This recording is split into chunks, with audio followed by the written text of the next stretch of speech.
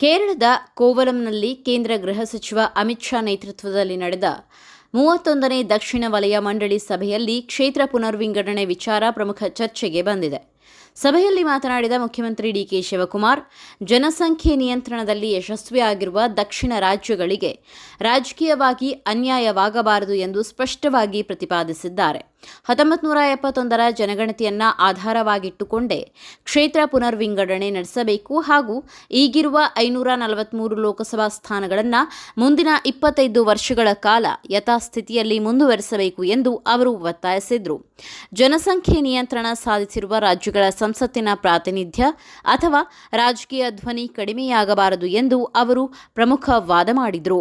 ಇದೇ ವೇಳೆ ಮಹಿಳಾ ಮೀಸಲಾತಿ ವಿಚಾರವನ್ನು ಪ್ರಸ್ತಾಪಿಸಿದ ಡಿಕೆ ಶಿವಕುಮಾರ್, ಹೊಸ ಜನಗಣತಿ ಅಥವಾ ಕ್ಷೇತ್ರ ಪುನರ್ವಿಂಗಡಣೆಗೆ ಕಾಯದೆ ಈಗಿರುವ 543 ಲೋಕಸಭಾ ಕ್ಷೇತ್ರಗಳಲ್ಲಿಯೇ ಮಹಿಳೆಯರಿಗೆ ತಕ್ಷಣ ಮೀಸಲಾತಿ ಜಾರಿಗೆ ತರಬೇಕು ಎಂದು ಆಗ್ರಹಿಸಿದರು.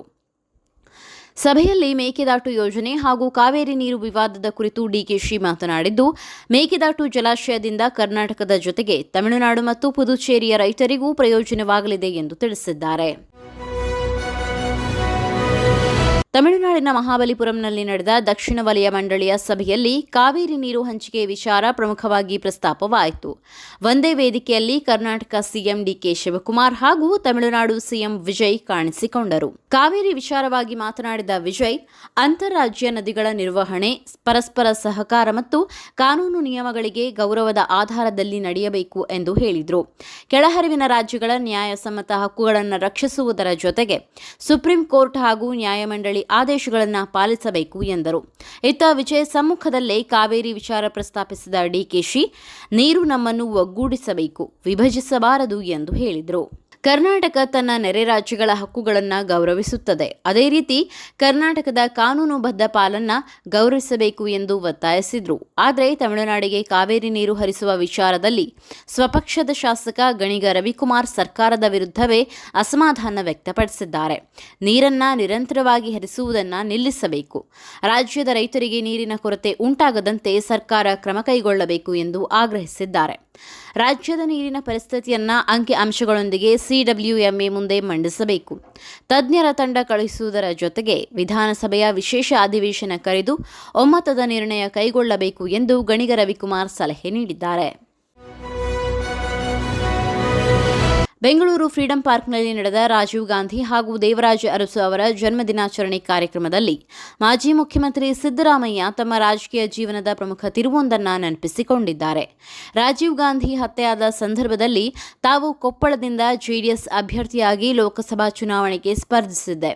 ಆದರೆ ಚುನಾವಣೆ ಮುಂದೂಡಿಕೆಯಾದ ಪರಿಣಾಮ ತಾವು ಸೋಲಬೇಕಾಯಿತು ಎಂದು ಸಿದ್ದರಾಮಯ್ಯ ಹೇಳಿದ್ದಾರೆ. ಚುನಾವಣೆ ಮುಂದೂಡಿಕೆ ಆಗದೆ ಇದ್ದಿದ್ದರೆ ನಾನು ಲೋಕಸಭಾ ಸದಸ್ಯನಾಗುತ್ತಿದ್ದೆ. ನನ್ನ ರಾಜಕೀಯ ನಡೆ ಬೇರೆಯಾಗುತ್ತಿತ್ತು. ಬಹುಶಃ ಕರ್ನಾಟಕದ ಮುಖ್ಯಮಂತ್ರಿಯಾಗಲು ಸಾಧ್ಯವಾಗುತ್ತಿರಲಿಲ್ಲ ಎಂದು ಸಿದ್ದರಾಮಯ್ಯ ಹೇಳಿದ್ದಾರೆ. ಇದೇ ವೇಳೆ ರಾಜೀವ್ ಗಾಂಧಿ ಹಾಗೂ ದೇವರಾಜ ಅರಸು ಅವರ ಸಾಮಾಜಿಕ ನ್ಯಾಯದ ಕೊಡುಗೆಗಳನ್ನು ಸಿದ್ದರಾಮಯ್ಯ ಸ್ಮರಿಸಿದರು. ರಾಜೀವ್ ಗಾಂಧಿ ಯುವಜನತೆ, ವಿಜ್ಞಾನ ತಂತ್ರಜ್ಞಾನ ಮತ್ತು ಸ್ಥಳೀಯ ಆಡಳಿತದಲ್ಲಿ ಮೀಸಲಾತಿಗೆ ಒತ್ತು ನೀಡಿದ್ದರು ಎಂದರು. ದೇವರಾಜ ಅರಸು ಅವರ ಹಾವನೂರು ಆಯೋಗದ ಮೂಲಕ ಹಿಂದುಳಿದ ವರ್ಗಗಳಿಗೆ ಶಿಕ್ಷಣ ಮತ್ತು ಉದ್ಯೋಗದಲ್ಲಿ ಅವಕಾಶ ಕಲ್ಪಿಸಿದರು. ಭೂ ಸುಧಾರಣೆ ಸೇರಿದಂತೆ ಹಲವು ಜನಪರ ಕಾರ್ಯಕ್ರಮಗಳನ್ನು ಜಾರಿಗೆ ತಂದರು ಎಂದು ಹೇಳಿದರು. ಇಬ್ಬರು ನಾಯಕರ ಆದರ್ಶಗಳನ್ನು ಇಂದಿನ ಯುವಜನತೆಗೆ ಪರಿಚಯಿಸುವ ಅಗತ್ಯವಿದೆ. ಈ ಕೆಲಸವನ್ನು ಕಾಂಗ್ರೆಸ್ ಕಾರ್ಯಕರ್ತರು ಮಾಡಬೇಕು ಎಂದು ಸಿದ್ದರಾಮಯ್ಯ ಕರೆ ನೀಡಿದರು. ಸಚಿವ ಬಿ ನಾಗೇಂದ್ರ ಅವರ ರಾಜೀನಾಮೆಗೆ ಆಗ್ರಹಿಸಿ ಬಿಜೆಪಿ ಹಾಗೂ ಜೆಡಿಎಸ್ ಸದಸ್ಯರು ವಿಧಾನಸಭೆಯಲ್ಲಿ ಸತತ 3ನೇ ದಿನವೂ ಪ್ರತಿಭಟನೆ ಮುಂದುವರೆಸಿದ್ದಾರೆ. ಕಪ್ಪು ಪಟ್ಟಿ ಧರಿಸಿ ಸದನಕ್ಕೆ ಬಂದ ಪ್ರತಿಪಕ್ಷ ಸದಸ್ಯರು ಘೋಷಣೆ ಕೂಗಿ ಆಕ್ರೋಶ ವ್ಯಕ್ತಪಡಿಸಿದರು. ಕಲಾಪ ಆರಂಭವಾಗುತ್ತಿದ್ದಂತೆ ಪ್ರಶ್ನೋತ್ತರ ಅವಧಿಗೆ ಸಭಾಧ್ಯಕ್ಷ ಜಿಎಸ್ ಪಾಟೀಲ್ ಮುಂದಾದಾಗ ವಿರೋಧ ಪಕ್ಷದ ನಾಯಕ ಆರ್ ಅಶೋಕ್ ಆಕ್ಷೇಪ ವ್ಯಕ್ತಪಡಿಸಿದರು. ನಾಗೇಂದ್ರ ವಿರುದ್ಧ ಹಲವು ಪ್ರಕರಣಗಳಿದ್ದು, ವಾಲ್ಮೀಕಿ ನಿಗಮದ ಹಣ ದುರುಪಯೋಗ ಪ್ರಕರಣದಲ್ಲಿ ಸಿಬಿಐ ದೋಷಾರೋಪ ಪಟ್ಟಿ ಸಲ್ಲಿಸಿದೆ ಎಂದು ಆರೋಪಿಸಿದರು. 24ಕ್ಕೂ ಹೆಚ್ಚು ಪ್ರಕರಣಗಳನ್ನು ಎದುರಿಸುತ್ತಿರುವ ವ್ಯಕ್ತಿಯನ್ನ ಸದನದಲ್ಲಿ ಸಹಿಸಿಕೊಳ್ಳಲು ಸಾಧ್ಯವಿಲ್ಲ ಎಂದು ಆರ್ ಅಶೋಕ್ ವಾಗ್ದಾಳಿ ನಡೆಸಿದರು. ನಾಗೇಂದ್ರ ರಾಜೀನಾಮೆಗೆ ಆಗ್ರಹಿಸಿದರು. ಈ ವೇಳೆ ಬಿಜೆಪಿ ಜೆಡಿಎಸ್ ಸದಸ್ಯರ ಘೋಷಣೆಗಳ ನಡುವೆ ಆಡಳಿತ ಪಕ್ಷದ ಶಾಸಕ ಪ್ರದೀಪ್ ಈಶ್ವರ್ ಕೂಡ ಸಭಾಧ್ಯಕ್ಷರ ಮುಂದಿನ ಬಾವಿಯತ್ತ ತೆರಳಿ ಪ್ರತಿ ಘೋಷಣೆ ಕೂಗಿದರು. ಇದರಿಂದ ಸದನದಲ್ಲಿ ಕೆಲಕಾಲ ಗದ್ದಲದ ವಾತಾವರಣ ನಿರ್ಮಾಣವಾಯಿತು. ಬಳಿಕ ಸಚಿವ ಭೈರತಿ ಸುರೇಶ್ ಹಾಗೂ ಶಾಸಕ ಶಾಸಕ ಗಣಿಗ ರವಿಕುಮಾರ್ ಅವರು ಪ್ರದೀಪ್ ಈಶ್ವರ್ ಅವರನ್ನ ಸಮಾಧಾನಪಡಿಸಿ ವಾಪಸ್ ಕರೆತಂದರು. ವಾಲ್ಮೀಕಿ ಅಭಿವೃದ್ಧಿ ನಿಗಮದ ಹಗರಣ ಪ್ರಕರಣದಲ್ಲಿ ಜಾಮೀನಿನ ಮೇಲೆ ಹೊರಗಿರುವ ಸಚಿವ ಬಿ ನಾಗೇಂದ್ರ ಅವರಿಗೆ ಹೈಕೋರ್ಟ್ ಮಹತ್ವದ ರಿಲೀಫ್ ನೀಡಿದೆ. ಈ ಹಿಂದೆ ನ್ಯಾಯಾಲಯದ ಅನುಮತಿ ಇಲ್ಲದೆ ರಾಜ್ಯ ಬಿಟ್ಟು ತೆರಳದಂತೆ ನಾಗೇಂದ್ರ ಅವರಿಗೆ ಷರತ್ತು ವಿಧಿಸಲಾಗಿತ್ತು. ಇದನ್ನು ಪ್ರಶ್ನಿಸಿ ಅವರು ಹೈಕೋರ್ಟ್ ಮೆಟ್ಟಿಲೇರಿದ್ದರು. ಅರ್ಜಿ ವಿಚಾರಣೆ ನಡೆಸಿದ ನ್ಯಾಯಮೂರ್ತಿ ಎಂ ನಾಗಪ್ರಸನ್ನ ಅವರ ಪೀಠ ನಾಗೇಂದ್ರ ಅವರು ದೇಶದೊಳಗೆ ಸ್ವತಂತ್ರವಾಗಿ ಪ್ರಯಾಣಿಸಬಹುದು ಎಂದು ಆದೇಶಿಸಿದೆ. ದೇಶದೊಳಗೆ ಪ್ರಯಾಣಿಸಲು ನಿರ್ಬಂಧ ಹೇರಿದರೆ ಅವರ ವೈಯಕ್ತಿಕ ಸ್ವಾತಂತ್ರ್ಯ ಹಾಗೂ ಅವರು ಹೊಂದಿರುವ ಹುದ್ದೆಗೆ ಧಕ್ಕೆಯಾಗಬಹುದು ಎಂದು ನ್ಯಾಯಾಲಯ ಅಭಿಪ್ರಾಯಪಟ್ಟಿದೆ. ಆದರೆ ದೇಶದ ಹೊರಗೆ ತೆರಳಲು ನ್ಯಾಯಾಲಯದ ಅನುಮತಿ ಅಗತ್ಯ ಎಂಬ ಷರತ್ತು ಮುಂದುವರೆದಿದೆ. ಇತ್ತ ವಾಲ್ಮೀಕಿ ನಿಗಮದ ಹಣ ಅಕ್ರಮ ವರ್ಗಾವಣೆ ಪ್ರಕರಣಕ್ಕೆ ಸಂಬಂಧಿಸಿದಂತೆ ನಾಗೇಂದ್ರ ಅವರು ತನಿಖೆ ಎದುರಿಸುತ್ತಿದ್ದಾರೆ. ಇದೇ ವಿಚಾರ ಮುಂದಿಟ್ಟುಕೊಂಡು ಬಿಜೆಪಿ ಮತ್ತು ಜೆಡಿಎಸ್ ಪ್ರತಿಪಕ್ಷಗಳು ಅವರ ರಾಜೀನಾಮೆಗೆ ಆಗ್ರಹಿಸಿ ವಿಧಾನಸಭೆಯಲ್ಲಿ ಸತತ ಪ್ರತಿಭಟನೆ ನಡೆಸುತ್ತಿದೆ. ಈ ರಾಜಕೀಯ ಒತ್ತಡದ ನಡುವೆಯೇ ಹೈಕೋರ್ಟ್ ನೀಡಿರುವ ಆದೇಶ ಸಚಿವ ಬಿ ನಾಗೇಂದ್ರ ಅವರಿಗೆ ತಾತ್ಕಾಲಿಕವಾಗಿ ದೊಡ್ಡ ರಿಲೀಫ್ ನೀಡಿದೆ. ಪ್ರತಿಪಕ್ಷಗಳ ತೀವ್ರ ವಿರೋಧ ಮತ್ತು ಗದ್ದಲದ ನಡುವೆಯೂ ಬೆಂಗಳೂರಿನ ನಗರಾಭಿವೃದ್ಧಿ ಪ್ರಾಧಿಕಾರ ತಿದ್ದುಪಡಿ ವಿಧೇಯಕವನ್ನು ವಿಧಾನಸಭೆಯಲ್ಲಿ ಅಂಗೀಕರಿಸಲಾಗಿದೆ. ಬೆಂಗಳೂರಿನಲ್ಲಿ ವೇಗವಾಗಿ ನಡೆಯುತ್ತಿರುವ ನಗರೀಕರಣಕ್ಕೆ ಅನುಗುಣವಾಗಿ ನಗರ ಮೂಲಸೌಕರ್ಯ ಹಾಗೂ ಆಡಳಿತ ವ್ಯವಸ್ಥೆಯನ್ನು ಸುಧಾರಿಸುವ ಉದ್ದೇಶದಿಂದ ಈ ತಿದ್ದುಪಡಿ ತರಲಾಗಿದೆ ಎಂದು ರಾಜ್ಯ ಸರ್ಕಾರ ತಿಳಿಸಿದೆ. ಈ ವಿಧೇಯಕದ ಪ್ರಮುಖ ಅಂಶವೆಂದರೆ ಜಿಬಿಎ ವ್ಯಾಪ್ತಿಯಲ್ಲಿ ನಿರ್ಮಾಣವಾಗಿರುವ ಅನಧಿಕೃತ ಬಡಾವಣೆಗಳ ಆಸ್ತಿಗಳಿಗೆ ದಾಖಲೆಗಳನ್ನು ಸಕ್ರಮಗೊಳಿಸಲು ಅವಕಾಶ ಕಲ್ಪಿಸುವುದು. ನಿಗದಿತ ನೋಂದಣಿ ಶುಲ್ಕ ಪಾವತಿಸುವ ಮೂಲಕ ಇಂತಹ ಆಸ್ತಿಗಳಿಗೆ ಕಾನೂನುಬದ್ಧ ದಾಖಲೆ ಪಡೆಯಲು ದಾರಿ ಮಾಡಿಕೊಡಲಾಗಿದೆ. ಇದರ ಜೊತೆಗೆ ಬಿಡಿಎ ವ್ಯಾಪ್ತಿಯ ಕೆಲವು ಭೂಮಿಗಳಿಗೆ ಅನ್ವಯವಾಗುವ ಮಾರ್ಗದರ್ಶಿ ಮೌಲ್ಯವನ್ನು ಕಡಿತಗೊಳಿಸುವ ಪ್ರಸ್ತಾವನೆಯೂ ವಿಧೇಯಕದಲ್ಲಿದೆ. ಇದರಿಂದ ಆಸ್ತಿ ನೋಂದಣಿ ಸಂದರ್ಭದಲ್ಲಿ ಸಾರ್ವಜನಿಕರ ಮೇಲಿನ ಆರ್ಥಿಕ ಹೊರೆ ಕಡಿಮೆಯಾಗಲಿದೆ ಎಂದು ಸರ್ಕಾರ ಹೇಳಿದೆ. ವರ್ಷಗಳಿಂದ ದಾಖಲೆಗಳಿಲ್ಲದೆ ಸಮಸ್ಯೆ ಎದುರಿಸುತ್ತಿರುವ ಬೆಂಗಳೂರಿನ ಹಲವು ಆಸ್ತಿ ಮಾಲೀಕರಿಗೆ ಈ ತಿದ್ದುಪಡಿ ಅನುಕೂಲವಾಗುವ ನಿರೀಕ್ಷೆ ಇದೆ. ಆದರೆ ವಿಧೇಯಕದ ಬಗ್ಗೆ ಪ್ರತಿಪಕ್ಷಗಳು ಎತ್ತಿರುವ ಆಕ್ಷೇಪಗಳು ಹಾಗೂ ಇದರ ಅನುಷ್ಠಾನ ಹೇಗೆ ನಡೆಯಲಿದೆ ಎಂಬುದು ಮುಂದಿನ ದಿನಗಳಲ್ಲಿ ಪ್ರಮುಖವಾಗಲಿದೆ. ವಂದೇ ಮಾತರಂ ಗೀತೆಯ ಸಂಪೂರ್ಣ ಆವೃತ್ತಿ ಹಾಡದೆ ಮೊದಲ 2 ಚರಣಗಳನ್ನು ಮಾತ್ರ ಹಾಡುವ ಕಾಂಗ್ರೆಸ್ನ ನಿರ್ಧಾರ ಇದೀಗ ರಾಜಕೀಯ ವಾಕ್ಸಮರಕ್ಕೆ ಕಾರಣವಾಗಿದೆ. ಕಾಂಗ್ರೆಸ್ ಕಾರ್ಯಕಾರಿ ಸಮಿತಿಯ ಈ ನಿರ್ಧಾರವನ್ನು ಕೇಂದ್ರ ಗೃಹ ಸಚಿವ ಅಮಿತ್ ಶಾ ತೀವ್ರವಾಗಿ ಟೀಕಿಸಿದ್ದಾರೆ. ತಮಿಳುನಾಡಿನ ಚೆಂಗಲ್ಪಟ್ಟಿಯಲ್ಲಿ ಮಾತನಾಡಿದ ಅಮಿತ್ ಶಾ, ಕಾಂಗ್ರೆಸ್ ಮತ್ತೆ 1937ರ ನಿರ್ಣಯವನ್ನು ಜಾರಿಗೆ ತರುತ್ತಿದೆ ಎಂದು ಆರೋಪಿಸಿದರು. ವೋಟ್ ಬ್ಯಾಂಕ್ ರಾಜಕಾರಣ ಮತ್ತು ತುಷ್ಟೀಕರಣದ ಕಾರಣದಿಂದ ಕಾಂಗ್ರೆಸ್ ವಂದೇ ಮಾತರಂ ಗೀತೆಯನ್ನ 2 ಭಾಗಗಳಾಗಿ ನೋಡುತ್ತಿದೆ ಎಂದು ಅವರು ವಾಗ್ದಾಳಿ ನಡೆಸಿದರು. ಅಮಿತ್ ಶಾ ಪ್ರಕಾರ 1937ರಲ್ಲಿ ಕಾಂಗ್ರೆಸ್ ವಂದೇ ಮಾತರಂನ ಮೊದಲ 2 ಚರಣಗಳನ್ನು ಮಾತ್ರ ಹಾಡುವ ನಿರ್ಧಾರ ಕೈಗೊಂಡಿತ್ತು. ಇದೇ ರೀತಿಯ ನಿರ್ಧಾರ ದೇಶ ವಿಭಜನೆಯ ಕಾರಣಕ್ಕೆ ಕಾರಣವಾಯಿತು ಎಂದು ಅವರು ಆರೋಪಿಸಿದರು. ಈಗ ಕಾಂಗ್ರೆಸ್ ಅದೇ ನಿಲುವನ್ನ ಮತ್ತೆ ಮುಂದುವರಿಸುತ್ತಿರುವ ಆಶ್ಚರ್ಯ ತಂದಿದೆ ಎಂದಿದ್ದಾರೆ. ಇದೇ ವೇಳೆ ವಂದೇ ಮಾತರಂನ ಸಂಪೂರ್ಣ ಆವೃತ್ತಿಯನ್ನ ಅಧಿಕೃತ ಸರ್ಕಾರಿ ಕಾರ್ಯಕ್ರಮಗಳಲ್ಲಿ ಹಾಡುವಂತೆ ಕೇಂದ್ರ ಸರ್ಕಾರ ಕ್ರಮ ಕೈಗೊಂಡಿದೆ ಎಂದು ಅಮಿತ್ ಶಾ ಹೇಳಿದರು. ದೇಶದ ಸ್ವಾತಂತ್ರ್ಯ ಹೋರಾಟದಲ್ಲಿ ವಂದೇ ಮಾತರಂ ಪ್ರಮುಖ ಪಾತ್ರ ವಹಿಸಿದ್ದು, ಗೀತೆಯನ್ನ ರಚಿಸಿದ ಬಂಕಿಂ ಚಂದ್ರ ಚಟ್ಟೋಪಾಧ್ಯಾಯ ಸೇರಿದಂತೆ ಸ್ವಾತಂತ್ರ್ಯ ಹೋರಾಟಗಾರರಿಗೆ ಗೌರವ ನೀಡಬೇಕು ಎಂದು ಹೇಳಿದರು. ಇನ್ನು ಕಾಂಗ್ರೆಸ್ ಕಾರ್ಯಕಾರಿ ಸಮಿತಿ ತನ್ನ ಪಕ್ಷದ ಕಾರ್ಯಕ್ರಮಗಳಲ್ಲಿ ವಂದೇ ಮಾತರಂನ ಮೊದಲ 2 ಚರಣಗಳನ್ನು ಮಾತ್ರ ಹಾಡುವ 1937ರ ನಿರ್ಣಯವನ್ನು ಮುಂದುವರಿಸಲು ತೀರ್ಮಾನಿಸಿದೆ. ಈ ನಿರ್ಧಾರವನ್ನು ಬಿಜೆಪಿ ನಾಯಕರು ಕೂಡ ತೀವ್ರವಾಗಿ ವಿರೋಧಿಸಿದ್ದಾರೆ. ಬಿಜೆಪಿ ರಾಷ್ಟ್ರೀಯ ಅಧ್ಯಕ್ಷ ನಿತಿನ್ ನಬೀನ್ ಕಾಂಗ್ರೆಸ್ ತನ್ನ ನಿಲುವನ್ನು ಅಧಿಕೃತ ನಿರ್ಣಯವನ್ನಾಗಿ ಮಾಡಿಕೊಂಡಿದೆ ಎಂದು ಟೀಕಿಸಿದ್ದಾರೆ. ವೋಟ್ ಬ್ಯಾಂಕ್ ರಾಜಕಾರಣಕ್ಕಾಗಿ ಕಾಂಗ್ರೆಸ್ ಹೊಸ ಮುಸ್ಲಿಂ ಲೀಗ್ ಆಗಿದೆ ಎಂಬ ಗಂಭೀರ ಆರೋಪವನ್ನ ಮಾಡಿದ್ದಾರೆ.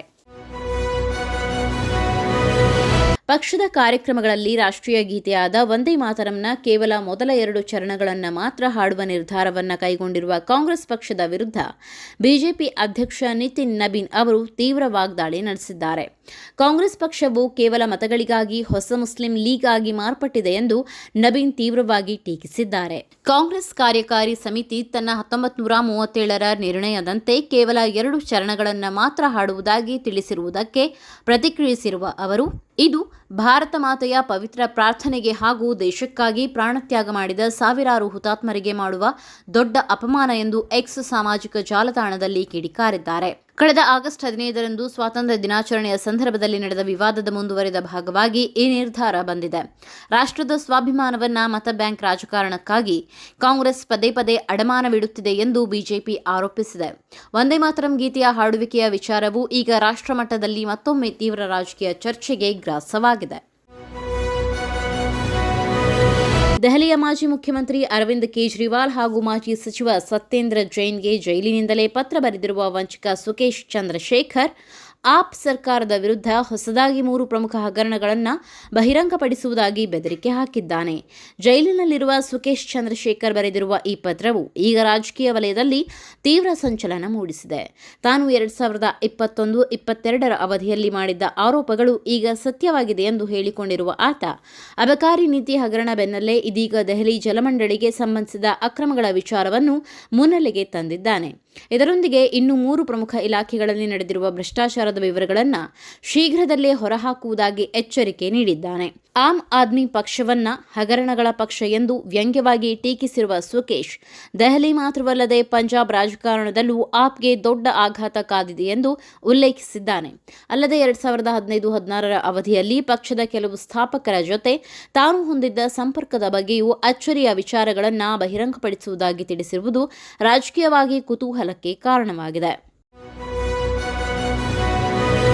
ಅಮೆರಿಕದ ಅಧ್ಯಕ್ಷ ಡೊನಾಲ್ಡ್ ಟ್ರಂಪ್ ಅವರು ಇರಾನ್ ದೇಶದ ಜೊತೆ ವ್ಯವಹರಿಸುವ ಅಥವಾ ಆ ದೇಶಕ್ಕೆ ಸಹಾಯ ಮಾಡುವ ರಾಷ್ಟ್ರಗಳಿಗೆ ಗಂಭೀರ ಆರ್ಥಿಕ ಬೆದರಿಕೆಯನ್ನು ಒಡ್ಡಿದ್ದಾರೆ. ಮಧ್ಯಪ್ರಾಚ್ಯದಲ್ಲಿ ಯುದ್ಧವು 6ನೇ ತಿಂಗಳಿಗೆ ಸಮೀಪಿಸುತ್ತಿರುವ ಹಿನ್ನೆಲೆಯಲ್ಲಿ ಇರಾನ್ಗೆ ನೆರವು ನೀಡುವ ಯಾವುದೇ ದೇಶಕ್ಕೆ ತೀವ್ರವಾದ ಆರ್ಥಿಕ ಶಿಕ್ಷೆ ವಿಧಿಸುವುದಾಗಿ ಅವರು ಎಚ್ಚರಿಕೆ ನೀಡಿದ್ದಾರೆ.